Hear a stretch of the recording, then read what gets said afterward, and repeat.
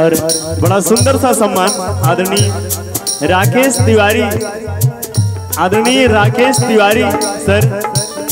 जो कि इनकी तरफ से सुंदर सा सम्मान 100 रुपए का, कोटेदार सर की तरफ से 100 रुपए का सुंदर सा सम्मान, बहुत बहुत आभार अभिनंदन व्यक्त करते हुए आप सभी का नमन बंदन अभिनंदन इस मंच के माध्यम से पुनः लेकर चलेंगे गीत संगीत के।